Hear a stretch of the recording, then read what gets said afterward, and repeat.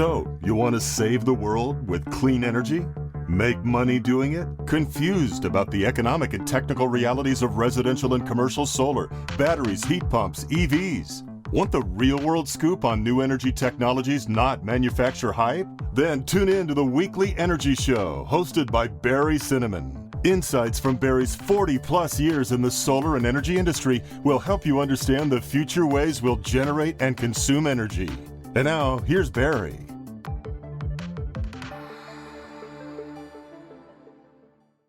Welcome to this week's Energy Show. Now, batteries are becoming essential for home solar systems, both for providing backup power, but also to save a lot of extra money depending on the rate plan you're on. Now, we're always going to have the need for backup power, and that need is increasing with all the blackouts and the storms and the overloads on the grid. But the newest reason why you need batteries is to save money on your electric bill. Many time of use rates have very high afternoon and evening rates. And in order to avoid that, you can charge your battery up during the day and use the energy in your battery at night. And what's going to happen in California coming up starting in April, almost all new solar systems are going to need a battery because the net metering is effectively going away, and you're going to want to be able to profit and save that energy you're generating during the day instead of sending it back to the utility for a couple of pennies. So starting in about 2015, 2016, lithium-ion batteries became really popular for home use. That opened up an opportunity for companies like SolarEdge to sell batteries with their solar inverters. SolarEdge is the leading inverter company in the world, and they have their own SolarEdge 10 kilowatt hour battery. It's called the home battery, and they also have LG. They're also compatible with LG batteries. My guest on this week's show is Magnus Asbo. Now, I've known Magnus for almost 15 years, but it sounds like a long time. First, when he was at Enphase, when we worked together on the first AC module, and now at SolarEdge, where Magnus is the Senior Director of Technical Marketing. Magnus has an electrical engineering degree from UC Santa Barbara. He also has an MBA from the Haas School of Business. And I also found out today that he's also interested in tube amplifiers, just like me. So welcome to the show, Magnus. It's a pleasure to be here, Barry. Yeah. All right. Thanks. All right. Well, let's just kind of dive right in and start talking about what we've learned installing home batteries since 2001. So kind of taking a step back, customers kind of expect whole home backup, but they're oblivious to the kilowatt, the power, and the kilowatt hour, the energy limitations of systems. So what do these limitations mean in the real world? Yeah, I mean, first of all, backing up very slightly, homeowners really don't know what a kilowatt hour is or what a kilowatt is. So, explaining things to them in those terms is difficult at best. And so it is much more a matter of just meeting their expectations. Hey, the house is going to back itself up, or I'm going to be able to squeeze every nickel out of my time of use rate. That's what they're thinking about. They're thinking about hours and dollars and cents. In terms of the limitations, there are some very core limitations. Obviously, there is your interconnection limitation. So, for instance, very often the utility will require that you not go beyond a certain amount of sizing based on how much you consume. You also have kilowatt limitations for how much you can put into a panel. We all know that as the 120% rule. So you have to really make sure that you're not oversizing your inverter for the panel that you're loading onto. This really speaks to some key limitations that are met by technologies like DC coupling, where you might be putting both battery and the PV onto a single circuit breaker with a single feed, rather than having separated feeds for the battery and the inverter. You can literally install a larger system using the same interconnect breaker. And that's very important for folks. So being aware of those interconnection limitations is fairly key in terms of the kilowatts. Hours, there are some practical limitations in terms of how large the systems can be, but also the fact that they usually come in discrete chunks. We happen to provide a 10 kilowatt hour battery, so there's going to be choices of 10 or 20 or 30. At a certain point, depending on where you live, there are limitations. So, for instance, in Massachusetts, at a certain point, you're going to have to put in additional fire protection if you mount indoors. So those sorts of limitations around the amount of energy stored need to be kept in mind when you're designing systems for these applications. Yeah, so you kind of touched on an interesting point, the DC coupled where you're connected both to the PV and to the battery, or AC coupled where you're always just connected right to the electrical panel. And with DC coupled, you get higher efficiency too. So that's a nice advantage with battery systems with the SolarEdge design. Yeah, that's absolutely right. One really nice feature of that is that you may have a larger PV system than your inverter could process in any given moment. And any excess energy, if you're on the DC side, that can go straight to the battery. So you can actually literally saturate your inverter with full power and charge the battery at the same time without any limitation. So, for example, if you have a 7.6 kilowatt inverter, which is the one that we most commonly install, and you have an 11 kilowatt array, normally that extra, whatever it is, 3.6 kilowatts would be wasted because there's nowhere the inverter really couldn't handle it.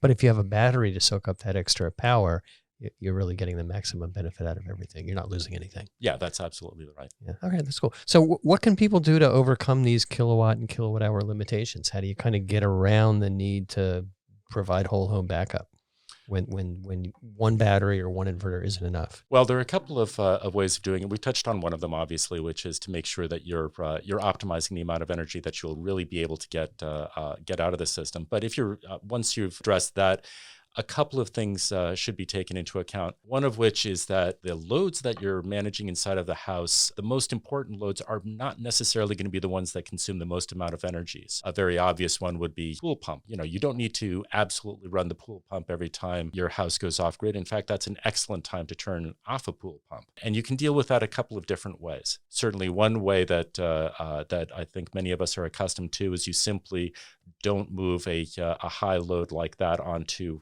a backup load panel, and you can that way when you're in backup, you're not running the pool pump, you're not running your hot tub, a couple of other things, and that's been very effective. There are a couple of other methods, one of which we were discussing a little bit before the beginning of the show, which was load management. So you could configure a home to be fully backed up, but then you could select certain loads that, in the event of a backup event, get turned off. And so there are various vendors who provide equipment that will do that. We have launched our smart home initiative, which includes a device that will allow you to switch off those unneeded loads. So speaking of that, do you have an example of that? We were just kind of talking about that before. Yeah, I happen to bring this along. So this is our smart load manager. So essentially, we have a device that's connected back to our home hub inverter. It's connected over a wireless mesh, and what will happen is that once the home hub inverter knows that it's off grid, it'll send a signal to this saying this is not a good time to run pool pump or whatever, and this will send out a signal to a high power contactor, which will disconnect that high power load. In a lot of cases, though, you might have a load which is which you might want and you might not want. It's a maybe. So an air conditioner is a good example of that. So during the hottest times of year, you may say, "Hey, we're in backup, but it's really important that I be able to turn on the air conditioner." In which case, the homeowner can go to the My SolarEdge application, can push a button. This one that'll get to this device. It'll turn back on the air conditioner, and away you go. And then when the whole system comes back online, you get the grid back, then again, we'll send a signal saying, turn that load back on.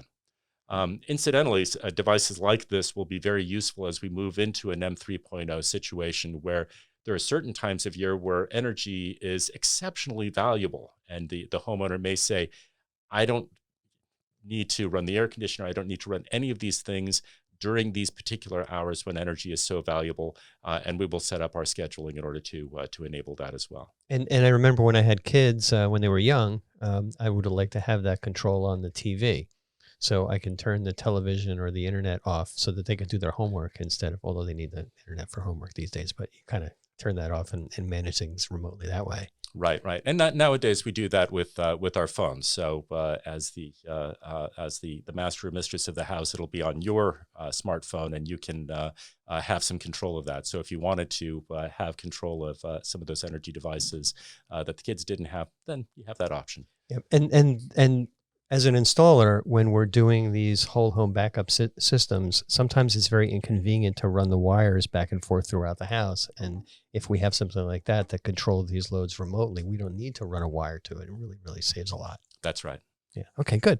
Well, that's cool. We're looking forward to how that can be introduced. And the reason why I particularly like it from SolarEdge is it's going to be integrated with the whole SolarEdge environment on the same app with the same equipment. And things tend to work much more smoothly that way. Yeah, that's right. And that's what I think people are looking for in terms of applications. I don't know about you, Barry, but I've got a bazillion different little apps on my phone. I've got maybe 3 that are controlling things in my smart home. We're really trying to collapse that down to one so that you can look at your battery, you can look at your PV, you can look at your EV charging, you can look at your load management, all through one application. It's all about your energy and one place where all of it's accessible. Yeah. No, and I've got a plethora of those apps too, and I've got them all in one little section. But I keep adding those silly little things. I even have an app for the range hood. I don't know why it has to be connected to Wi-Fi, but that's what they gave me. I don't use that one anyway. All right, so let's talk a little bit more about batteries and hardware. I get pitched several times a week on new lithium-ion battery products, mostly coming from overseas companies. Hey, we got really cheap, great lithium-ion batteries. Do you want to buy some?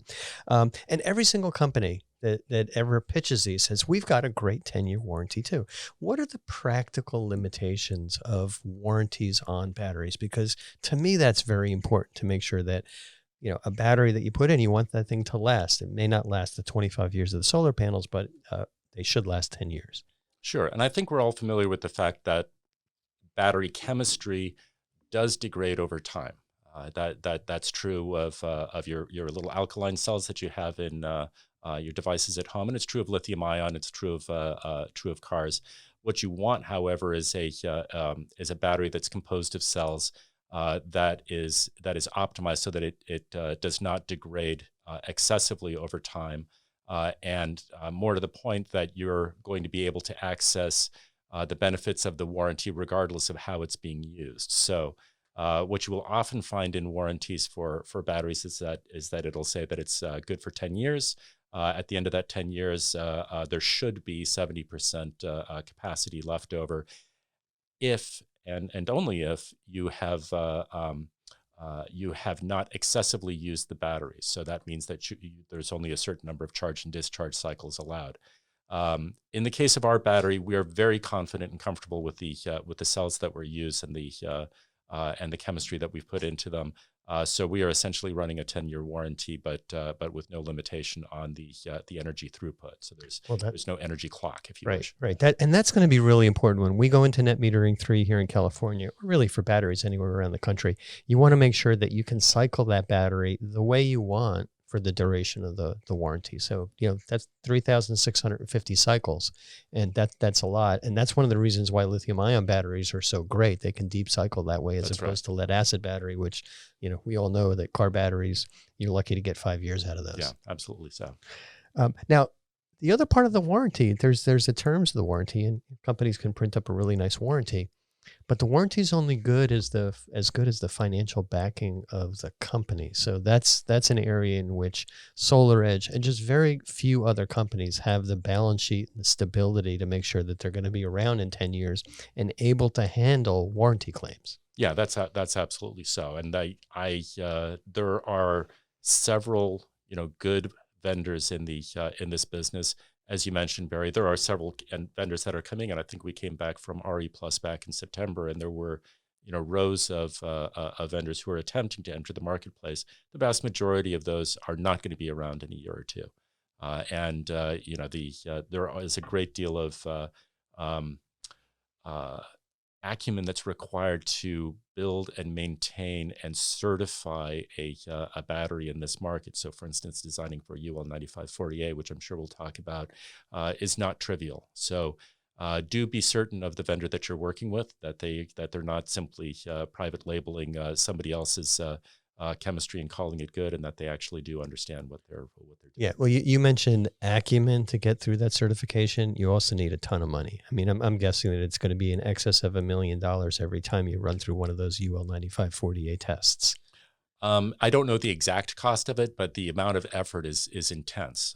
Literally, the way that test is done is by taking rather a lot of equipment, and allowing a third party to burn it up in a very special chamber in many different ways. Yeah, yeah. And this is very similar to the warranty issue with regards to solar panels. Solar panels have a 25-year warranty. Companies that are really established, big companies, they can honor the warranty, but experienced installers, almost all of them have negative experiences with solar panels from little companies, new companies, really cheap solar panels, and then there may be a problem with them in 2, 3 years, 5 years, and they're gone. They're not going to honor their warranty. And that's why I really have the confidence in SolarEdge and just a very few other number of companies that are going to be around to honor that 10-year warranty.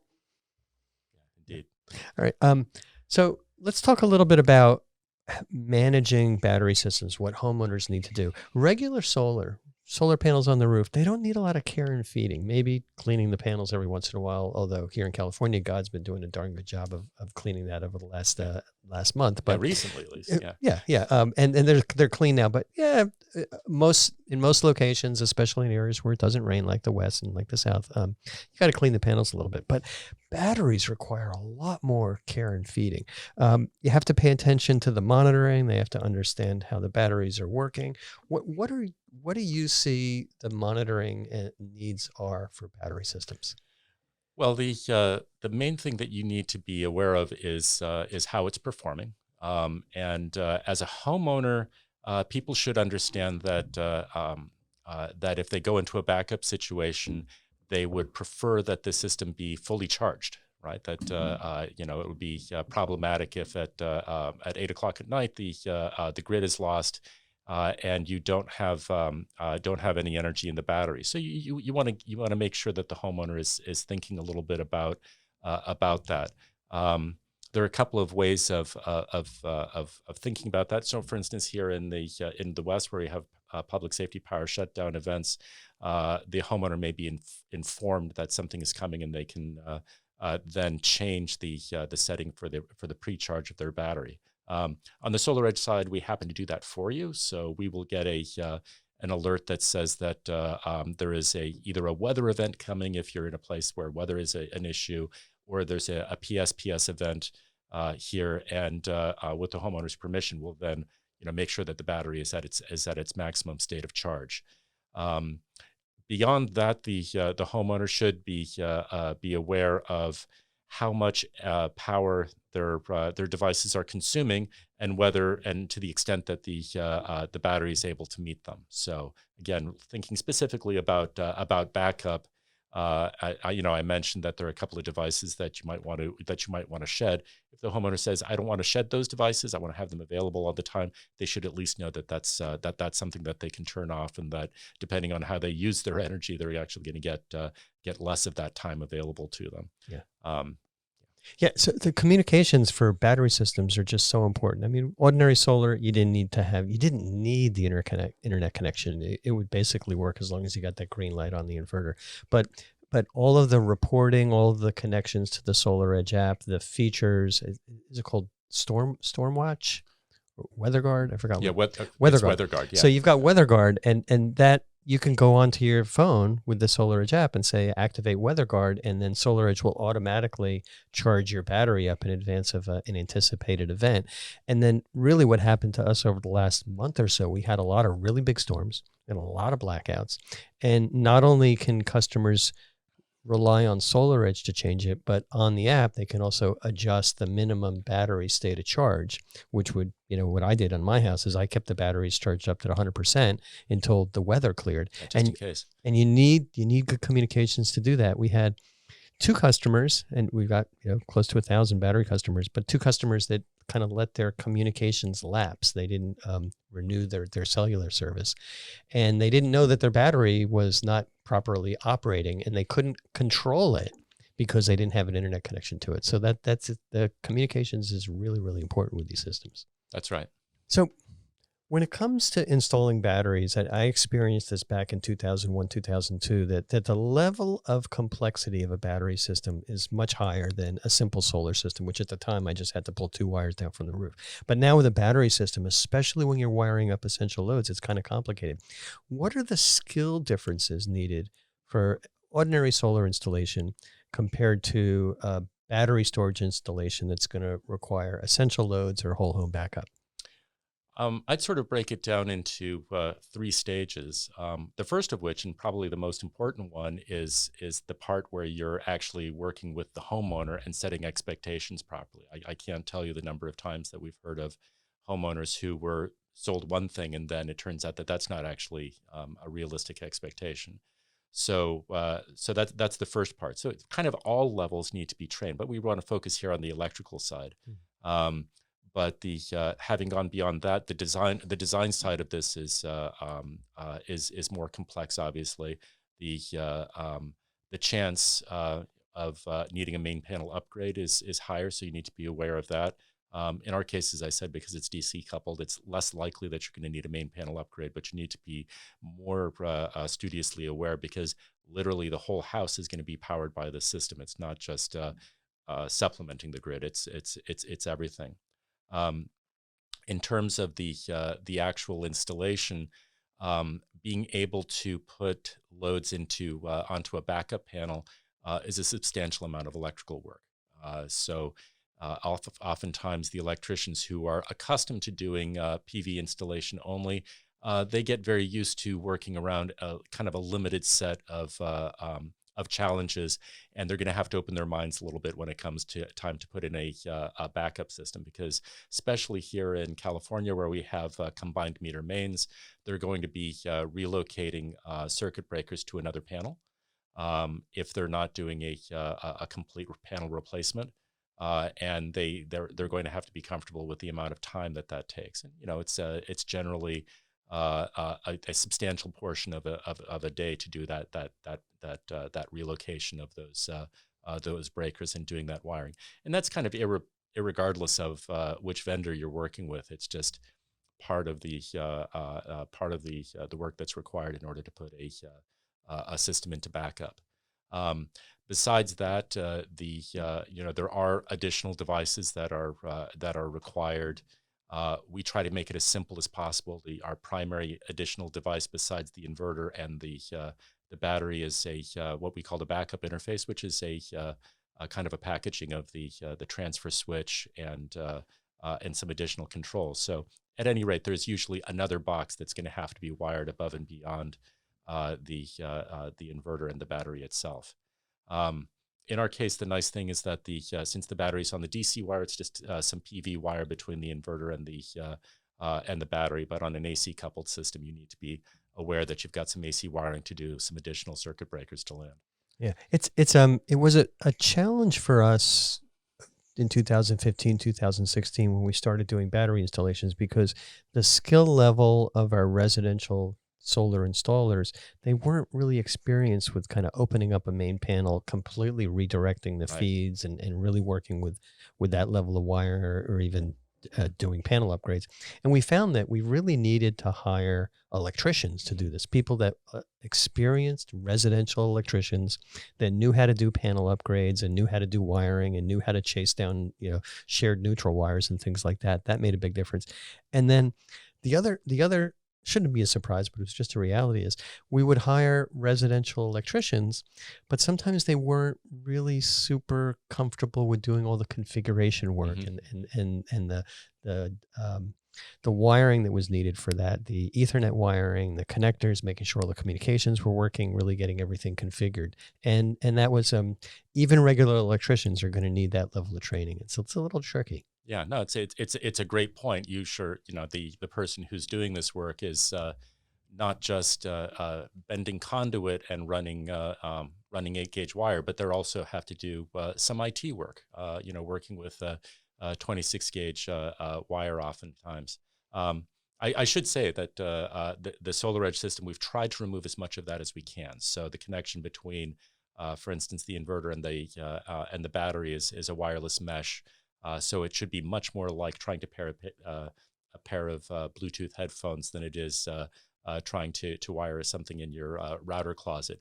But be that as it may, there is certainly it usually falls on the person who's doing the wiring to also do the configuration. And that means that they have to have a reasonable head on their shoulders and know what they're doing. Yeah, they got to have some IT experience. They have to be able to fiddle with this tiny little 24-gauge wire. It's a little different. All right, so with these batteries, where are customers mostly installing them? And I'd like to talk about the differences between, say, California and other states around the country. Sure, absolutely. They are being installed both indoors and outdoors.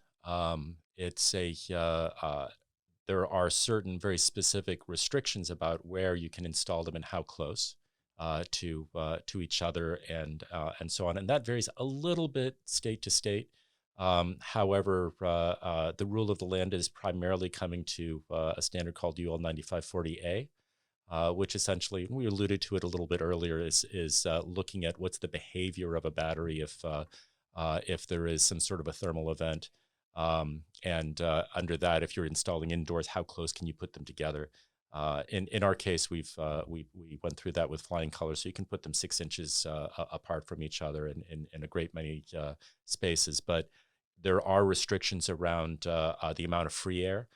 You can't simply drop a battery of any kind into a small closet. You need a certain amount of free air around it if you're going to install it indoors.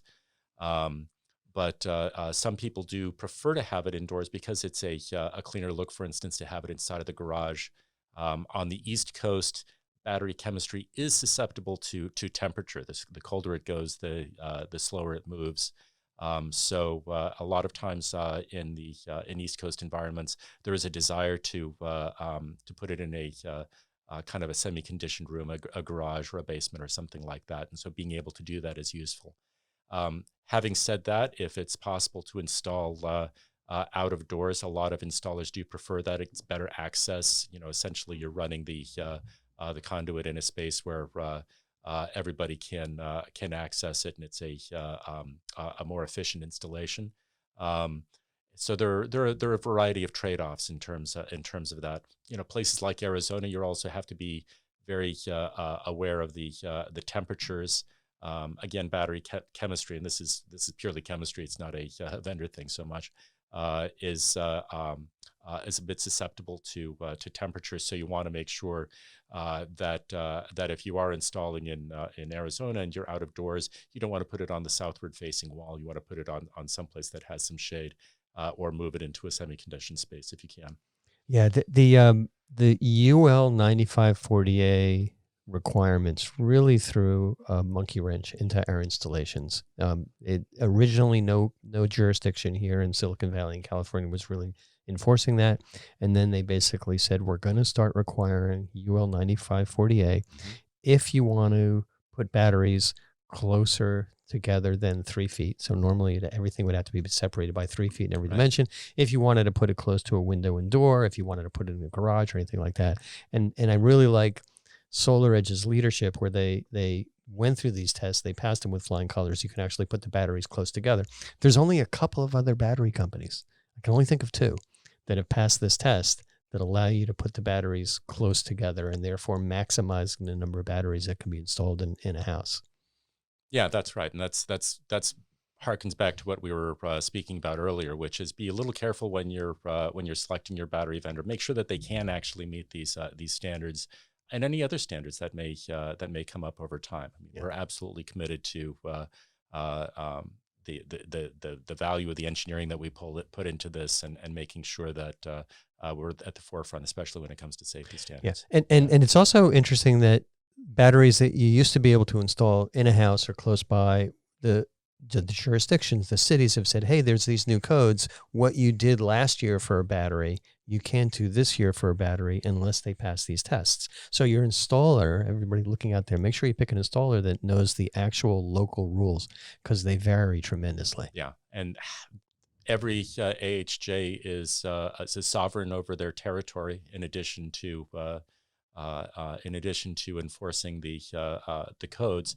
They may have specific requirements. So having somebody local who knows what that AHJ is looking for is very helpful. And as you said, here in Silicon Valley, we have an enhanced need for UL 9540A, which is not the same, for instance, up in the North Bay. It likely will be over time, but it is different. So an installer that does installations in Silicon Valley, they say, yeah, sure, we can put these batteries close together, or they can't be close together, but in the North Bay, they can actually do that.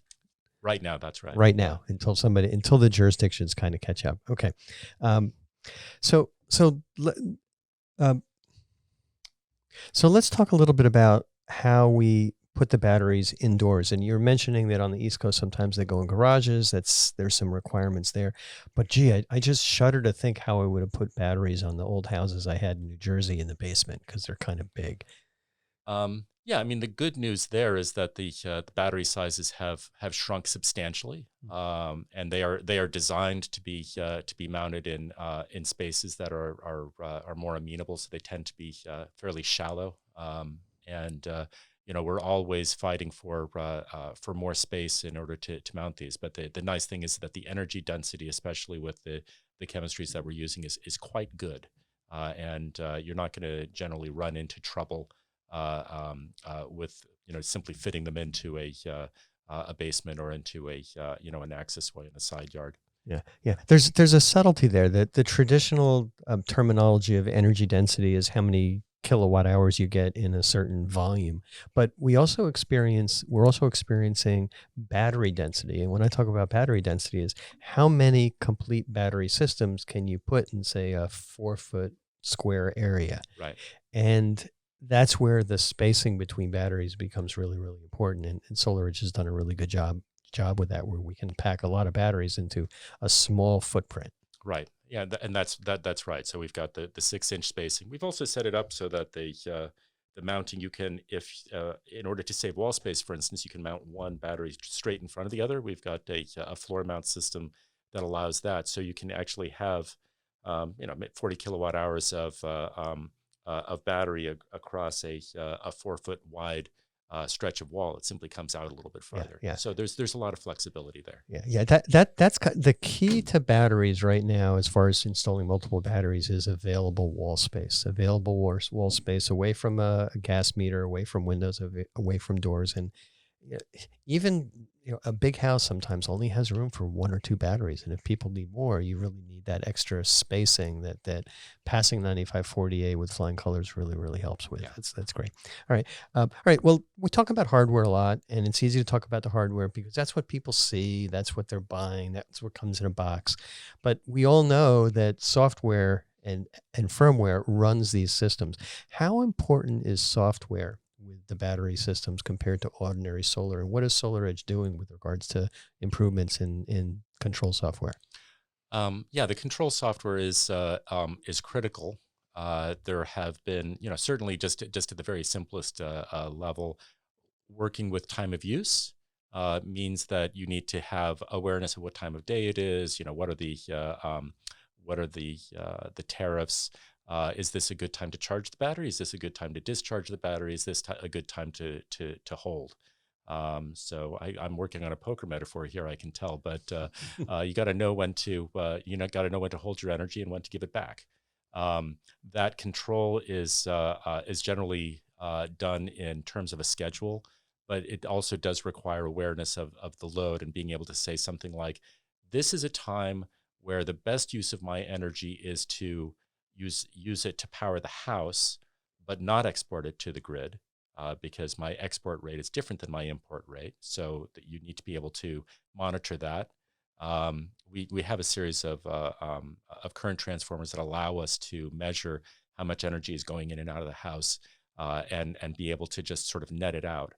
There are other times, however, where the value of exported energy, especially under NEM 3.0, is going to be exceptionally valuable. And that is a time to say something like, turn off everything, export every watt hour that you have available in order to maximize the payback to the homeowner. And then there are other times where the rule of the game is take every watt hour that you possibly can and store it. Don't export anything. Don't send it to the house. Put it away. We need that.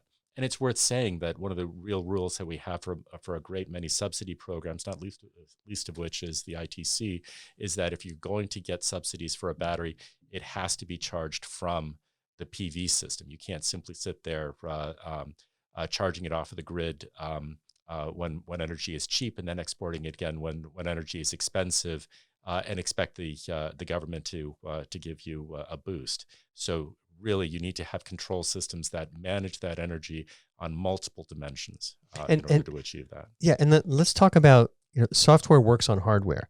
I'm just thinking, how many different components in a system does SolarEdge's software and firmware have to operate with? The primary control is done through the home hub inverter. So that's, if you wish, that's kind of the center of it. And then That's like the brains. yeah, that's where the brains are. So there's the home hub inverter. There's obviously the battery. There's our backup interface, which keeps awareness of whether the grid is present or not, and also will do the measurements. So those are the three primary devices in addition to what's on the roof. What we're adding is a series of smart energy controls, and we've talked about the load controller. So that we expect to be a fairly popular item. Again, we see a big need for this as we get into NEM 3.0. We also provide EV chargers, and that's a really nice device to think about just in terms of managing energy. As everybody moves into EVs, we know that the grid is going to be more stressed as we try to charge them. We all get home at the same time, and we all want our cars ready to go. So it's very nice in order to be able to have the EV charger be aware of how much energy is available in the house, what the consumption is. Is this a good time to charge the car? How much are we charging? How fast are we charging the car? Having all that in the ecosystem helps. So we also have the EV charger in that mix as well. Yeah, there's a lot of third-party hardware, actually it's not third-party hardware that you manufactured over which you maintain control of the hardware and the software. But then you also have different desktop operating systems, different cell phones. So everything also has to work on people's IT equipment. And we find it challenging when we have a situation where there's multiple vendors supplying components to a battery system. The complexity and the reliability gets worse exponentially. And so I'm really glad to see that SolarEdge has integrated everything like this in their own ecosystem. Makes a big difference. All right. Well, we talked a lot about the batteries, hardware, software. I'm just kind of curious. We're going back almost 15 years, but how did you get into the solar business? Oh gosh, I always wanted to be in the solar business. To tell you the truth, I remember graduating from UC Santa Barbara and going and visiting a very early. It's almost embarrassing to say how early a PV system and having an inverter explained to me, and I really wanted to get into that. As I mentioned, I ended up going a different route and getting into semiconductor capital equipment. But as I went through my career, I really wanted to get back to that, so that I knew that I was kind of applying what limited talents I had to something that I cared about. So I was delighted when in 2009 I had the opportunity to leave telecommunications and get into power electronics and in solar. So that's kind of how I got into it. Yeah, it's kind of the same thing with me. I got my clock goes back a little bit earlier than that, but I always had thought about the elegance of having just two wires coming down from the roof and generating all the power you need. That was great because at the time I was in the solar thermal business, and we had copper pipes running, coolant up and down, and it was complicated. Pumps, things broke, and solar is just tremendously more elegant and reliable. So this is definitely the power source of the future. Absolutely. Yeah. All right. Well, how can people get in touch with you? You're welcome to get in touch with SolarEdge. So our website is a great place to call. So there's a connection there, and you're certainly welcome to if you want to contact me directly. So I'm at magnus.asbo@solaredge.com. You're welcome to drop me an email.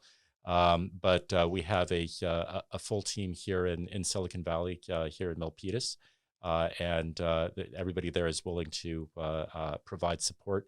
Our support center is in Roseville, just out of Sacramento, and those fine folks are manning the calls. Thank you very much, Magnus, for joining us, and thanks to all of our listeners and viewers for tuning in. If you missed any of today's show, you can always go to our website at www.cinnamon.energy and listen to the podcast and videos. Thank you very much.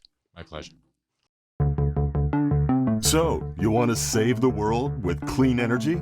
Make money doing it? Confused about the economic and technical realities of residential and commercial solar, batteries, heat pumps, EVs? Want the real-world scoop on new energy technologies, not manufacturer hype? Then tune in to the Weekly Energy Show, hosted by Barry Cinnamon. Insights from Barry's 40-plus years in the solar and energy industry will help you understand the future ways we'll generate and consume energy.